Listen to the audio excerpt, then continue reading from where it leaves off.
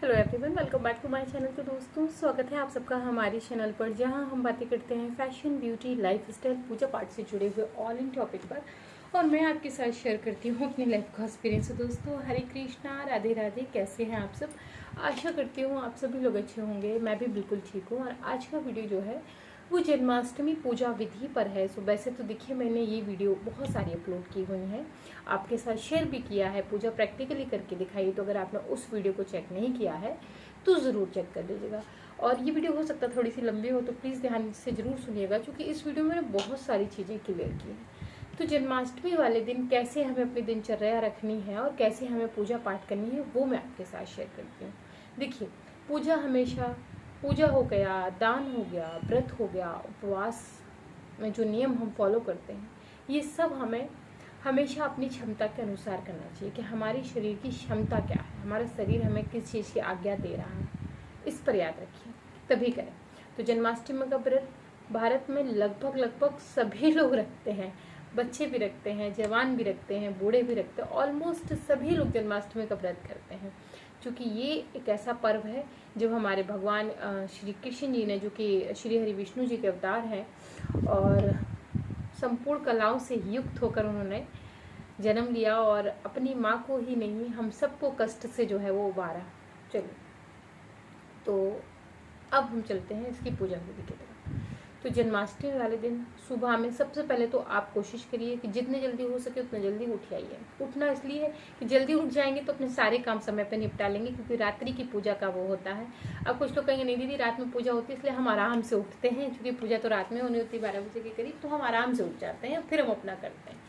तो देख लीजिएगा अपने हिसाब से। मैं तो यही कहती हूँ, जल्दी उठेंगे तो थोड़ा सा सब चीज़ें समय पर होती है, कोई चीज़ छूटती नहीं है। तो बगा के आप अपने हिसाब से देख लीजिएगा। तो सुबह में जल्दी उठकर स्नान इत्यादि करके आप अपने जो है सूर्य भगवान को जो हम जल अर्पण करते हैं वो कर दें, माँ तुलसी को जो जल अर्पण करते हैं वो कर दें।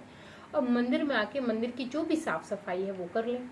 जो भी दैनिक पूजा है सर्वप्रथम वो कर लें। जैसे कि सबसे पहले सुबह में हम मंदिर में आते हैं, गणेश जी का पूजन कर लें। आपने जो भी देवी देवता स्थापित कर रखे हैं उनका पूजन कर लें। लड्डू गोपाल का आपको जो भी पूजन करना है, जैसे कि हमने उनको पंचामृत से स्नान कराया। जैसे कि मैं तो उन्हें दिन में जो है वो 4-5 बार अलग अलग स्नान करवाती हूँ। जन्माष्टमी वाले दिन सुबह पंचामृत से करा देती हूँ, फिर दोपहर में जब मैं उन्हें फल में रखने जाती हूँ तो उस समय जो है उन्हें फलों के रस का स्नान कराती हूँ, फिर रात्रि में जल गंगा जल से कराती हूँ, कच्चे दूध से कराती हूँ। तो इस तरीके से मैं कई चीज़ों का स्नान कराती हूँ, आप अपने हिसाब से देख लीजिएगा। सो सुबह में पहले सादा जल से उनका स्नान कराएं। जल से स्नान कराने के नियम है कि जिस बर्तन में आप उनको स्नान करा रहे हैं पहले उसमें एक स्वास्तिक बना लीजिए, फिर लड्डू गोपाल को बैठाइए, पहले 3 बार जल घुमा के आचमनी करिए और फिर उनको स्नान कराइए। स्नान करा के उनको जो भी आप वस्त्र पहनाना चाहते हैं, नए, आप जैसे भी आप नए वस्त्र शाम को पहनाना चाहते हैं, सुबह नॉर्मल वस्त्र पहनना चाहते हैं, जैसा भी आप करना चाहते हैं तो आप वो वस्त्र पहना दीजिए। वस्त्र पहना के उनकी पूजा कर लीजिए, आरती कर लीजिए, जो भी भोग प्रसाद आपको उनको लगाना है वो लगा दीजिए। उसके बाद अपने व्रत का संकल्प ले लीजिए। क्या जन्माष्टमी है, आज का हम व्रत कर रहे हैं, ईश्वर की कृपा से, आशीर्वाद से व्रत हम पूरी सात्विकता, ब्रह्मचर्य के साथ और पूरी लगन के साथ पूरा कर सके, और जो भी मनोकामना उसको मांग कर आपने जो है वो संकल्प ले लीजिए। उसके बाद दोपहर में अगर आप जन्म करवा रहे हैं, तो अगर आपको जन्म करवाना है तो ये प्रक्रिया है कि लड्डू गोपाल के वस्त्र चेंज करा के उनका फिर से स्नान करा लीजिए। आप फलों के रस से स्नान कराना चाहते हैं, सादा जल से कराना चाहते हैं, आपके ऊपर डिपेंड करता है, या कच्चे दूध से कराना चाहते हैं, तो उनका स्नान करा के अगर आप जन्म करवाएंगे तो ये क्रिया करने की ज़रूरत है, नहीं करवाएंगे तो इसको स्किप कर दीजिएगा। तो आप उनको जो है वो स्नान करा लीजिएगा। और अगर जन्म करवा रहे हैं तो आप जिसमें भी रखना चाहें, जैसे जो भी फल या सब्जी है जिसके अंदर बेल होती है, मतलब जो फल और सब्जी बेल पर लगा होता है, आप उन सब में जन्म करवा सकते हैं। कद्दू, लौकी, खीरा, तरबूज, खरबूज, उन सब में करवा सकते हैं। तो जो मैं करवा रहा हूँ उसमें आप उनको रख दीजिए, कुमकुम, चंदन, पुष्प आदि डाल के आप उनको रख दीजिए। और रखने के बाद आप उन्हें एक ऐसे निश्चित स्थान पर रखिए जहाँ उनको हिलाया ना जाए, जहाँ डुलाया ना जाए, जहाँ छुआ ना जाए, मतलब उनको जन्म के समय बाहर निकाला जाएगा। तो उस तरीके से रखिए। आपकी जब आप ये क्रिया कर लें उसके बाद आप मंदिर में जो भी डेकोरेशन करना चाहते हैं, जो भी आपको साफ सफाई करनी है मंदिर में, जो जन्माष्टमी के लिए डेकोरेशन करनी है वो कर लीजिए। राधा कृष्ण जी अगर हैं तो उनका श्रृंगार चेंज कर लीजिए पंचामृत से स्नान करा के। और आपने जो भी भोजन बनाना है, मैं इस दिन 56 भोग लगाती हूँ।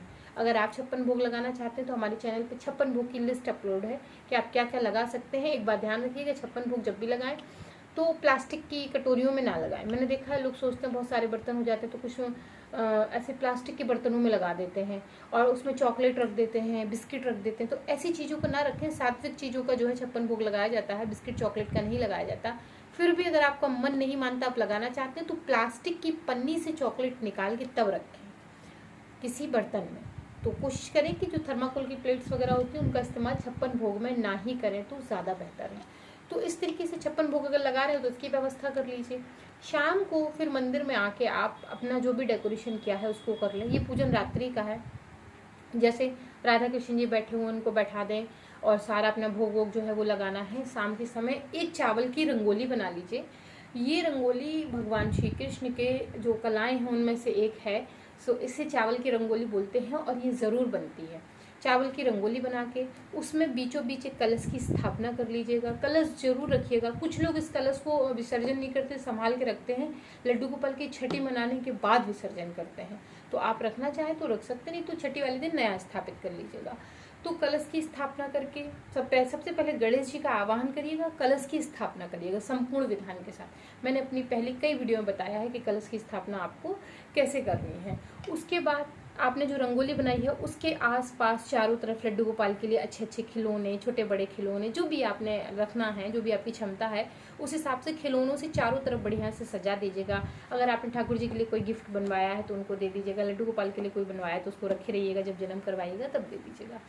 तो इस बीच आप और क्या कर सकते हैं, राधा कृष्ण जी की आरती कर सकते हैं। तो जो 56 भोग है बेसिकली वो मैं राधा कृष्ण जी को ही लगाती हूँ, क्योंकि लड्डू गोपाल का तो जन्म हुआ रहता है तो उन्हें तो 56 भोग लगता नहीं है। भाई कोई जन्म हुआ बच्चा कैसे 56 भोग लगाएगा, उनको तो जन्माष्टमी की रात से ही छठी तक अनाज का भोग दिया ही नहीं जाता है। तो जो 56 भोग है मैं विशेषकर ठाकुर जी को लगाती हूँ। कहने का मतलब लड्डू गोपाल के बाल स्वरूप को नहीं, बड़े स्वरूप को। तो ठाकुर जी और राधा रानी को मैं 56 भोग लगा देती हूँ और उनकी आरती वगैरह करके सारे काम अपने जो भी मंदिर से जुड़े होते हैं वो सब करके फुर्सत बढ़ जाती हूँ बिल्कुल। फिर जब 12 बजने का समय होता है तो हम लोग जोर जोर से घंटी बजाते हैं और शंख बजाते हैं, सब बजाते हैं और जो है वो लड्डू गोपाल का करवाते हैं जन्म करवा के सबसे पहले हम उन्हें जब जन्म करवाते हैं निकालते हैं, बैठाते हैं, उन्हें थोड़ा सा निहारते हैं, उनकी नज़र उतारते हैं। उसके बाद जो है हम उन्हें स्नान कराते हैं। ये स्नान आप दूध के द्वारा करा सकते हैं, फलों के रस के द्वारा करा सकते हैं, गंगा जल के द्वारा करा सकते हैं, सादा जल के द्वारा करा सकते हैं। स्नान कराने के बाद हम उन्हें बहुत भारी वस्त्र नहीं पहनाते, कोशिश करें हल्की पोशाक पहनाएं। बेहतर है कि आप किसी कपड़े में लपेट कर ही उन्हें बैठा दें, वो ज़्यादा बेहतर है। लेकिन फिर भी अगर आप पहनाना चाहते हैं, आपका मन नहीं मानता, तो हल्की पोशाक पहनाएं, बहुत हैवी पोशाक मत पहनाइए। हैवी पोशाक आप सुबह में पहना लीजिए, जन्म के बाद आप उन्हें हल्की पोशाक पहनाइए। शहद का भोग लगाइए, शहद का भोग लगाया जाता है। जो बच्चा जन्म लेता है उसे चांदी की कटोरी में चांदी की चम्मच से शहद का भोग लगाया जाता है। अगर व्यवस्था है तो आप लगाइएगा, नहीं है कोई बात नहीं, आप अपनी उंगली से भी शहद उन्हें खिला सकते हैं। तो शहद का भोग लगाकर उन्हें अपने स्थान पर बिठाकर उनकी आरती कर लीजिएगा। हाथ पैर जो भी जोड़ना है वो जोड़िएगा, ईश्वर से प्रार्थना करिएगा। और उसके बाद मेरे पास बहुत सारे लोग कमेंट आते हैं, दीदी सुबह तो चूँकि फिर हमें 5 बजे पूजा करनी होती है, तो क्या हम लड्डू गोपाल को सुला दें? हाँ बिल्कुल सुला दीजिए, उनको सुला दीजिए। फिर जब सुबह पूजा करिएगा तो उठा लीजिएगा। तो जन्माष्टमी के रात से ही फिर हम उन्हें छठी तक अन्न का भोग नहीं लगाते। जैसे कि आप उन्हें देना चाहते तो आप दूध का भोग लगाइए, आलू का हलवा बना लीजिए, उसका भोग लगाइए। लेकिन वैसे तो आप छठी तक दूध का ही भोग लगाते हैं। हम सुबह भी दूध, शाम को भी दूध, सुबह भी दूध, शाम को भी दूध। और जो आप 56 भोग लगाइएगा उसमें तुलसी के पत्ते ज़रूर डालिएगा। ठाकुर जी के लिए तुलसी ज़रूर रखिएगा। ईश्वर को, श्री हरि विष्णु जी को और विष्णु जी के जितने भी अवतार हैं उनको तुलसी विशेष प्रिय होती है। तुलसी के बगैर उनका भोग नहीं लगता है। तो ध्यान रखिएगा कि उन्हें तुलसी जो है वो अवश्य लगाइएगा। तुलसी का भोग लगा के फिर आप सुबह में उठ के अपना जो भी आपने व्रत रखा था, तो कुछ लोग कहते हैं दीदी रात को 12 बजे खाना खा सकते हैं। आप क्योंकि लड्डू गोपाल का जन्म हो गया रहा होता है और हम उसी तक व्रत रखते हैं, तो चूंकि हम सात्विक आहार ही बनाते हैं, कोई तामसिक या राजसिक खाना तो बनाते नहीं, तो आप खाना चाहें तो खा सकते, नहीं तो सुबह में आप अपने व्रत का पारण भी विधान के साथ कर सकते हैं। कोई बहुत बड़ी इसमें समस्या नहीं है।